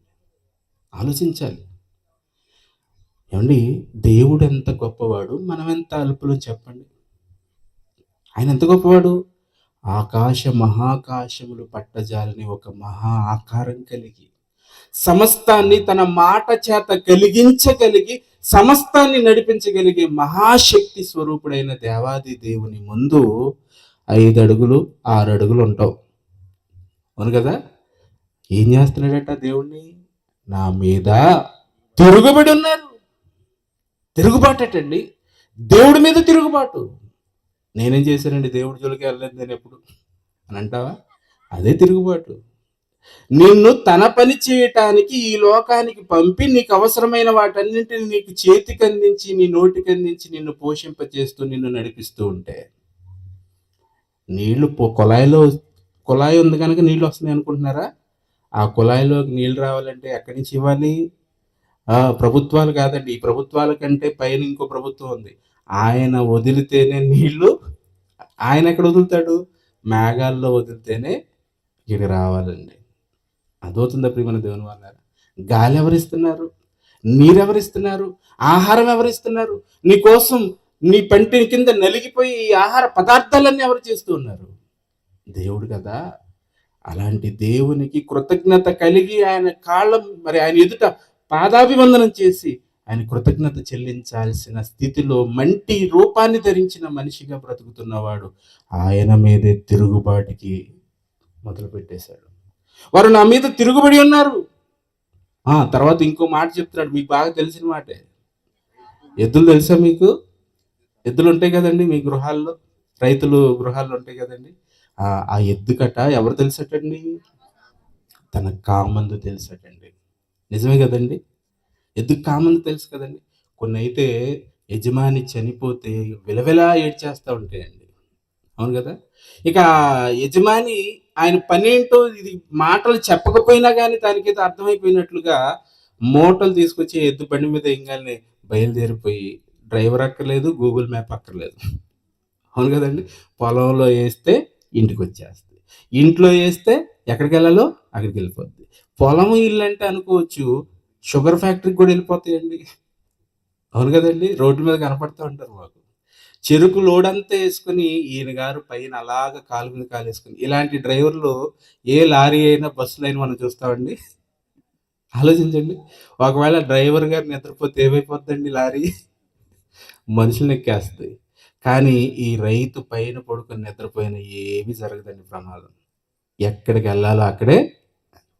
రైలుకి నిద్రపోయాం అనుకోండి, దిగాల్సిన ఊరు దాటి వేరే జిల్లాకి వెళ్ళిపోతాం. కానీ ఎద్దుల బండి ఎక్కామనుకోండి, కరెక్ట్గా వెళ్ళిపోతాం. అవును కదండి. దానికి ఏం తెలుసట? తన కామందు నెరుగును. ఇంకొక జంతువుని చెప్తున్నాడు, గాడిదటండి. దీనికి ఏం తెలుసట? తన సొంత వాని తొట్టి తెలుసుకును. తన సొంత వాని తొట్టి. నాకు తిండి పెట్టాడు కదా, ఏదో ఒకటి పనికిరాని గడ్డే వేస్తున్నాడు, ఈడే పెట్టాడు నీకని ఎవరైనా అన్నా కానీ ఏదో ఒకటి పెడుతున్నాడు కదా. ఏం పెడతామండి మన జంతువులు? ఇంట్లో కుక్కకి ఏం పెడతాం? మాంసం, ఏట మాంసం తీసుకొచ్చేసి ఎముకలకున్న మొత్తం అంతా లాకేసి గీకేసి ఎండిపోయిన ఎముకలు పడేస్తే పరమానందంతో అదేంటో కొరుకుని తింటూ ఉంటుందండి కుక్క. అవును కదండి. గేదెకేం వేస్తామనంటే కడిగేసిన బియ్యము, మిగిలిపోయిన సద్దన్నము, తీసివేసిన గంజి, ఆ తర్వాత అరటికాయ తొక్క, ఇవన్నీ ఏ మనిషికైనా పెడితే తింటాడండి? మొహం పగలగొడతాడు. అవును కదా. అలాంటిది నాకు పరమాన్నం అనుకుని పాపం అది సూప్ అనుకుని తాగేస్తూ ఉంటుంది కుడి తిని. పొద్దున్నే ఇంత గిన్నె తీసుకుని వెళ్తారు కదా, నాకు ఏం పెట్టావని వచ్చావని అని అంటదండి అది. మనకు అవసరమైన బలవర్ధకమైన పాలు మనకి ఇస్తుందండి. అర్థమవుతుందా ప్రియమైన దేవుని వల్ల? దానిలో దైవత్వం ఉందని అంటున్నాడు దేవుడు. ఎద్దు తన కామందు నెరుగును, గాడిద తన సొంత వాని తోటి తెలుసుకును. ఇక నా పిల్లల గురించి ఏం చెప్పమంటావు నాయన? నా పిల్లలు ఎలాంటి వాళ్ళు తెలుసా? తెలివి లేదు. నా జనులకు అస్సలు యోచనే. ఆలోచిస్తారు. ఏం ఆలోచిస్తారంటే ఈయన్ని ఇప్పుడు ఎలా వాడేసుకుని డబ్బుల్ని ఈవిడ్ని ఏమి చేసేయాలి, అతన్ని ఎలాగా చేసేయాలి. ఈ ఆలోచనలు ఉన్నంతగా నన్ను సృజించిన దేవుడు ఎక్కడున్నాడనే ఆలోచన మనిషి మనసులోనికి రాదండి. ఆలోచించండి ప్రియమైన దేవుని వల్ల. మన గురించేనండి చింత. విశ్వాలను కలుగు చేసిన మహాతండ్రికి చిన్న దేహంతో, మట్టి దేహంతో ఉన్న నీ గురించి ఆయన చింత. ఇంకెప్పుడు తెలుసుకుంటాడు నా దగ్గరికి ఎప్పుడు వస్తాడు నా కుమారుడని? నీకేమైనా నిన్ను సృజించిన దేవుని గురించిన ఆలోచన నీ హృదయంలో ఏ రోజైనా వస్తుందా? దినమెల్లా నీ కోసం ఆయన ఎదురు చూస్తూ ఉన్నాడు. ఇంకెప్పుడు మారుతావు? ఇంకెప్పుడు దేవుని తెలుసుకుంటావు? ఇంకెప్పుడు దేవుని యొద్దకు వెళ్ళటానికి నువ్వు సిద్ధపడతావు? చెప్పు. ఇప్పటికే చాలా జీవితకాలంగా అనుభవించేసావు ఈ లోకంలో. చదువు అన్నావు, పెళ్ళి అన్నావు, పిల్లలు అన్నావు, రకరకాలైన కార్యక్రమాలు అన్నావు, ఏవేవో కార్యక్రమాలు చేస్తా ఉన్నావు. మరి నీ తండ్రి దగ్గరికి వెళ్ళటానికి ఏ కార్యక్రమం చేయటానికి సిద్ధపడతావు? ఎలా సిద్ధపడతావు? ఎప్పుడు సిద్ధపడతావు? ఎప్పుడు ముగిస్తావు నీ కార్యక్రమాల్ని? చెప్పు ప్రియమైన దేవుని వాళ్ళారా. చేస్తే ఏమీ లేదని అనుకుంటున్నావా? ఒక మహా జీవితం ఉంది. నాశనం లేని ఆత్మవు నీవు. నాశనం లేని ఆత్మవు శక్తివి, మహాశక్తివి. ఆ శక్తికి సమస్తమైన జ్ఞాపకాలు ఉంటాయి, తెలివి ఉంటాయి, సమస్తము ఉంటాయి. అన్నీ తెలిసిన నీవు ఈ దేహాన్ని విడిచిన తర్వాత చేరాల్సిన లోకము పరలోకము, నీ తండ్రి ఉన్న లోకము. అందుకే యేసుక్రీస్తు ముగింపులో ఏం మాట్లాడుతున్నాడు తెలుసా? లూకా సువార్త 23వ అధ్యాయం 46వ వచనాన్ని మనం చూడగలిగితే, లూకా సువార్త 23వ అధ్యాయం 46వ వచనము. శిలువ మీద వేలాడుతూ ఆయన మరణించటానికి ముగింపు క్షణాల్లో ఆయన పలుకుతున్న మాట ఏంటో ఈ రాత్రి ప్రతి ఒక్కరూ ఆలోచించాలి. ఎందుకనంటే నీవు కూడా ఈ లోకాన్ని విడిచే క్షణాన్న దినాన్న నీ ఆత్మను దేవుని సన్నిధికి చేర్చబడాలి అని అంటే ఏం చేయాలో నీకు తెలియాలి. చదవండి. అప్పుడు యేసు గొప్ప శబ్దముతో కేక వేసి, తండ్రి, నీ చేతికి నా ఆత్మను అప్పగించుకొనుచున్నాను. నీ చేతికి ఇచ్చేస్తున్నాను తండ్రి నా ఆత్మను. మీరు ఈ లోకానికి పంపారు, ఈ లోకంలో మీరు అప్పగించిన పనంతా చేసేసాను, నా పని అయిపోయింది కనుక ఇదిగో నేను బయలుదేరుతున్నాను, మీ చేతికి నా ఆత్మను అప్పగించుకొనుచున్నాను అని గొప్ప కేక వేసి తన ఆత్మను అప్పగించుకుని పరలోకానికి 40 దినాల తర్వాత ఆరోహణమై వెళ్ళిపోయాడండి. ఆలోచించండి ఒకసారి. మరి ఈ రోజున ఆయన అప్పగించిన పనే తెలియకుండా, ఆయన నీ తండ్రి అనే సంగతి తెలియకుండా నీ ఇష్టానుసారంగా నువ్వు బ్రతికి ఈ లోకాన్ని విడిచిపెడితే నువ్వు పరలోకానికి ఎలా వెళ్ళగలవు చెప్పు? పరలోకానికి వెళ్ళాలని అంటే యేసుకు మార్గం చూపించాడు. ఏంటా మార్గం అని అంటే ఆయన జీవించిన విధముగా, పరుల జోలికి వెళ్లకుండా, స్వార్థం అనే చింతన లేకుండా, ఈ దేహ మాయలో పడకుండా, ఇతరులను ప్రేమించి శత్రువులను ప్రేమించి దేవుడు అప్పగించిన పనిని జరిగించి సువార్తను ప్రకటించి కొందరినైనా రక్షించి చివరిలో ముగింపులో నీ ఆత్మను తండ్రికి అప్పగించి ఈ లోకాన్ని విడిచి నువ్వు వెళ్ళిపోవాలి. ఇదండి ఆత్మ కథ. దేవుడు ఈ లోకానికి పంపిన తన కుమారులమైన మనందరి యొక్క ఆత్మల కథ. ఈ కొంతకాలం మనం ఆయన పని చేయటానికి వచ్చాం, మన పనులు చేసుకోవటానికి కాదు. మనం అంతా కూడా తండ్రికి అప్పగించుకున్నాడు యేసుక్రీస్తు. ఈ రోజున ఎందరూ తండ్రిని తెలుసుకుని ఆయనకు తన ఆత్మలను అప్పగించగలుగుతూ ఉన్నారంటారు? చెప్పండి ప్రియమైన దేవుని వాళ్ళారా. ఒకసారి లోకాన్ని చూస్తే ఎంత భయంకరంగా ఉంది లోకం అని అంటే, దేవుని గురించిన జ్ఞాపకం లేదు, దేవుని గురించిన భయం లేదు, దేవుడు అంటే లక్ష్యం లేకుండా ఎవరి ఇష్టానుసారంగా వాళ్ళు జీవిస్తూ దేవుని మీద తిరుగుబాటు చేస్తూ ఉన్నారు. అలాంటి వారిని చూసి తండ్రి ఈ క్షణం ఏమనుకుంటున్నాడు తెలుసా? చివరికి మాటలు చూద్దాం చూడండి. యెషయా గ్రంథం 6వ అధ్యాయం, యెషయా గ్రంథం 6వ అధ్యాయము మొదటి నుంచి చదువుకుందాం చూడండి ప్రియమైన దేవుని వాళ్ళారా. 3వ వచనం. వారు సైన్యములు కలిపి యెహోవా పరిశుద్ధుడు పరిశుద్ధుడు సర్వలోకమైన మహిమతో నిండి ఉన్నదని గొప్ప స్వరముతో గాన ప్రతిగానములు చేయుచుండిరి. వారి కంఠ స్వరము వలన గడప పునాదుల కమ్మల పునాదులు కదులుచు మందిరము ధూపము చేత నిండగా నేను అయ్యో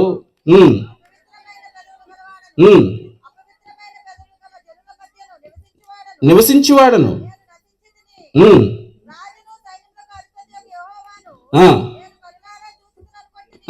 ఇంకా కిందకి వెళ్ళిపోతాం. 8వ వచనం చూద్దాం. అప్పుడు నేను ఎవరిని పంపదను, నేను ఎవరిని పంపుతాను? ఎక్కడికి? భూమి మీద నా పిల్లలు కోట్ల కొలదిగా ఉన్నారు, వాళ్ళందరూ నా పిల్లలే, వాళ్ళందరూ నా దగ్గరికి వచ్చేయాలి, నా దగ్గరికి వచ్చేయాలి. వాళ్ళు చూస్తున్నారు కదా, బడికి పంపించిన పిల్లలు తొందరగా ఇంటికి వచ్చేయాలని, ఉద్యోగానికి వెళ్ళి నా పిల్లలు త్వరగా వచ్చేయాలని తల్లిదండ్రులు చూస్తున్నారు కదా. మరి నా పిల్లలు కదా వీళ్ళంతా కూడా, కన్ను మూసిన తర్వాత నా దగ్గరికి వచ్చేయాలని నేను ఎదురు చూస్తూ ఉన్నాను. కానీ ఏ ఒక్కరూ రాకుండా మరొక లోకానికి నిత్యాగ్నికి వెళ్ళిపోతా ఉన్నారు కనుక వీళ్ళని రక్షించడానికి, తిరిగి నా దగ్గరకు తీసుకుని రావడానికి నేను ఎవరిని పంపాలి? నేను ఎవరిని పంపిదును? నా నిమిత్తము ఎవరు పోవునని ప్రభువు సెలవీయగా వింటిని. విన్నాడటండి భక్తుడు. నా నిమిత్తం ఎవరు పోతారని ప్రభు సెలవీయగా విన్నాడట. అప్పుడు అతను అంటున్నాడట, అంతటా నేను చిత్తగించుము, నేనున్నాను, నన్ను పంపమని చెప్పగా ఈ రాత్రి మీ మధ్యలో లోకా పాస్టర్ గారు ఉన్నారండి. తెలుసా? తండ్రి బాధను అర్థం చేసుకున్న వారుగా ఒకనాడు యేసుక్రీస్తు ఏ విధంగా అయితే ఆయన్ని పరిచయం చేసి పరలోకానికి అనేకులను నడిపించడానికి తన ప్రాణం పెట్టాడో, ఈ రోజున మీ మధ్య, మీ గ్రామంలో మీ అందరికీ కూడా సత్యాన్ని తెలియచేయటానికి నేనున్నాను తండ్రి, నీ పిల్లలను నేను నీ వద్దకు నడిపించడానికి నిలబడతానని నిలబడ్డాడు. ఆలోచించండి ఒకసారి ప్రియమైన దేవుని వాళ్ళారా, మరి మీరు నిలబడతారా? తండ్రి బాధను అర్థం చేసుకున్న వారుగా మీరెప్పుడు నిలబడతారు? మీరెప్పుడు దేవుని కార్యక్రమాల్లో ఉంటారు, దేవుడు అప్పగించిన పనుల్లో ఉంటారు? చెప్పండి ప్రియమైన దేవుని వాళ్ళారా. చూసారు కదండి ఇందాక పాటలు. ఎందుకు ఎందుకు భూమి మీద ఏవేవో కార్యక్రమాలు పెట్టుకుంటావు? ఎందుకు? నువ్వు లేకపోతే అవన్నీ ఆగిపోతాయని అనుకుంటావు కదా, ఏది ఆగదు. మనం లేకపోతే ఏమైపోతారని నువ్వు అనుకుంటావు, ఏవి గారు. నువ్వు లేకపోతేనే హాయిగా ఉంటారు. తెలుసా? అర్థమవుతుందా ప్రియమైన దేవుని వాళ్ళారా? ఇది కాదండి మనం చింతపడాల్సింది, మనం దిగులు పడాల్సింది ఈ లోకంలో ఉన్న కార్యక్రమాల కోసం కాదు. ఆయన అప్పగించిన పని ముగించలేకపోయాను అనే బాధ మీలో ఉండాలి. పేతురు గారు అంటున్నారు కదా, పేతురు రాసిన మొదటి పత్రిక 4:19 మన గురించి చెప్తున్నాడు పేతురు గారు. 4:19 పాట చదవండి. కాబట్టి దేవుని చిత్త ప్రకారము బాధపడువారు సత్ప్రవర్తన గలవారై నమ్మకమైన సృష్టికర్తకు తమ ఆత్మలను అప్పగించుకునేవారు. నీ ఆత్మ కథ ఏంటో తెలుసా? పరలోకం నుండి ఇక్కడికి వచ్చావు, ఆ తర్వాత నువ్వు ప్రయాణం చేయవలసిన లోకం ఒకటి ఉంది, అదే పరలోకం. ఆ లోకానికి వెళ్ళాలని అంటే దేవుడు అప్పగించిన పనులన్నీ ముగించేయాలి. ముగించి నీ మరణ దినాన్న తండ్రికి నీ ఆత్మను నీవు నమ్మకమైన సృష్టికర్తకు మీ ఆత్మలను అప్పగించుకొనవలను. అలా నువ్వు అప్పగించాలని అంటే ముందు ఆయన అప్పగించిన పని పూర్తి చేయాలి. ఈ పాఠం చూసి ముగించుకున్నాను. ఏసీ లోకంలోనికి తన ఇష్టాన్ని నెరవేర్చుకోవడానికి రాలేదండి. తండ్రి అప్పగించిన పనిని ముగించి, మనలో ఏ ఒక్కరూ నశించడం ఇష్టం లేదు గనక తన దేహంలో పాపం అంటనీయకుండా పరిశుద్ధునిగా నిర్దోషిగా బ్రతికి తన ఆఖరి రక్తపు పుట్టు వరకు కూడా మనం పొందవలసిన శిక్షను ఆయన వీపు మీద మోసుకొని మనం అనుభవించవలసిన ఈ భయంకరమైన నిత్యాగ్ని దండం నుంచి మనల్ని తప్పించడానికి, భయంకరమైన పాపం అనే ఈ నేరం నుంచి మనల్ని విమోచించడానికి, మన పాపాన్ని క్షమించటానికి యేసు లోకంలోనికి వచ్చాడు. నిన్ను ప్రేమించి మనల్ని ప్రేమించి తండ్రి మన కొరకు చూపిన కృపది ప్రేమల దేవుని వాళ్ళ. బ్రతికి ఉన్నంత కాలంలో నువ్వెంత ఘోర పాపివైనా సరే, బ్రతికుండగా ఆయన ఎదుట నీ పాపములను ఒప్పుకుంటే నీ పాపాలను క్షమిస్తాడు. నిన్ను కూడా నిత్యలోకానికి తండ్రి వద్దకు నడిపించడానికి సిద్ధంగా ఉన్నాడు. ఎంతమంది మీ పాపాలను కడిగి వేసుకొని పరలోకానికి కన్న తండ్రి వద్దకు రావటానికి మీలో ఇష్టపడుతున్నారో నాకు తెలియదు. ఎంతమంది ఈ సంగతులు విని ఆలోచిస్తున్నారో నాకైతే తెలియదు. కానీ ఒకవేళ మీలో ఈ ఆశ ఉంటే, నేను కూడా ఈ రక్షణ పొందాలనుకుంటున్నాను, ఇది నా ఆత్మకథ, ఎవరో ఆత్మకథ అని అనుకున్నాను నేను. ఎవరెవరో కథలేంటో అలవాటు మనకి, కానీ నిజమైన మన కథ ఏంటో తెలుసా? ఇక్కడి వారము కాదు మనం, మరో లోకం నుంచి వచ్చిన వారము. శాశ్వత నివాసం ఈ భూమి మీద ఎవ్వరికీ లేదు. మనమంతా ఖచ్చితంగా వెళ్ళిపోవలసిన వారము. అలా వెళ్ళవలసిన లోకమే, శాశ్వత నివాసమే మన నివాసము, పరలోకము, మన తండ్రి దేవుడు.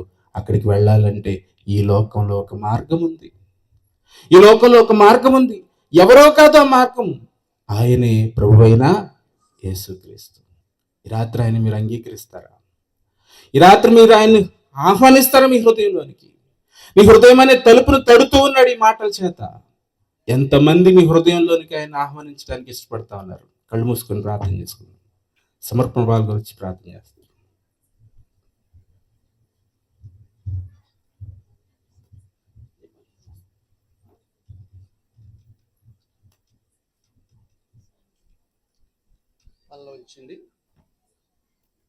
ప్రార్థన చేస్తుందాము. మన మధ్య ఉన్న దైవజనులు జయపాలయ్య గారు ఉన్నారు. ఇనుమోలు ఆ చుట్టుపక్కల ప్రాంతాలలో పరిచయం చేస్తున్న దైవ సేవకులు మన మధ్య గురించి ప్రార్థన నడిపిస్తారు.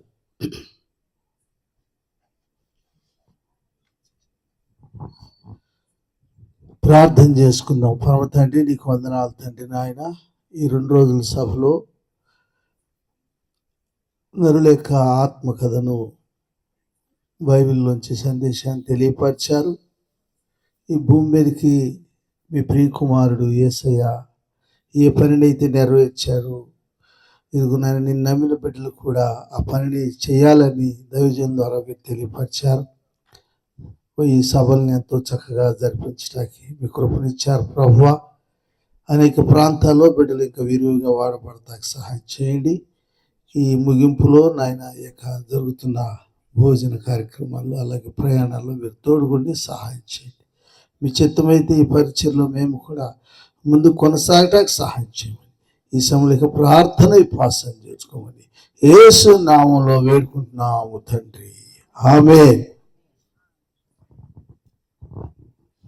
ప్రార్థన చేస్తున్న దైవ సేవకులకు సభ తరపున వందనాలు తెలియజేస్తున్నాను.